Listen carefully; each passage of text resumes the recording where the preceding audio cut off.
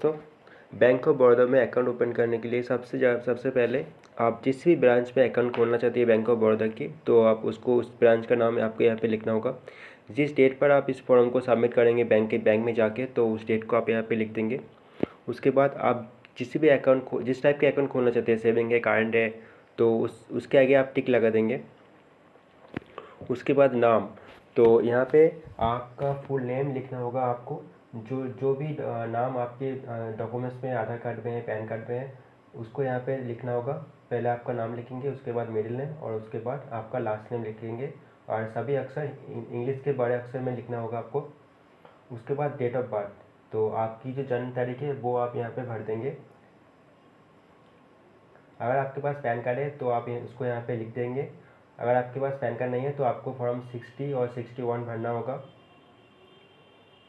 Business occupation, मतलब आप जो भी काम करते हैं तो वो उसको आपको यहाँ पे लिखना होगा। हम बिजनेस करते हैं तो हमने यहाँ पे बिजनेस लिख दिया।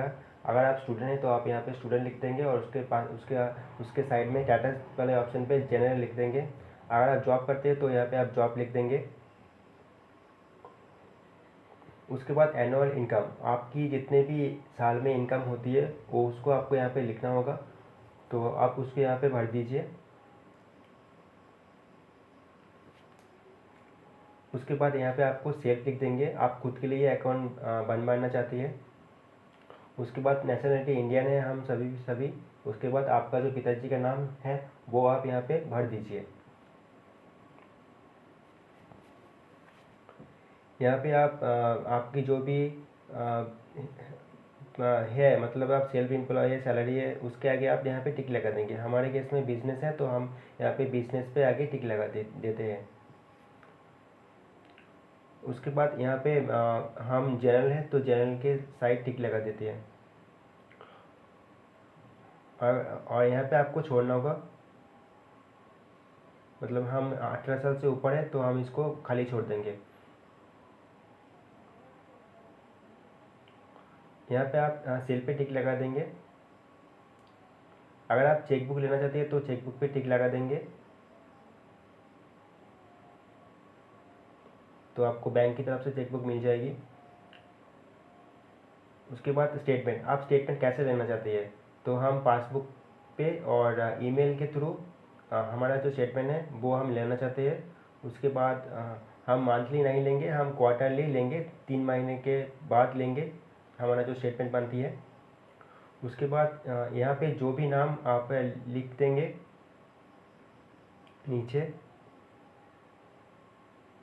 वो एटीएम पे लिख के आएगा। जो भी नाम आप यहाँ पे लिखेंगे, आपके एटीएम पे यही नाम आपके लिख के आएगा, जो भी नाम यहाँ पे आप लिखेंगे।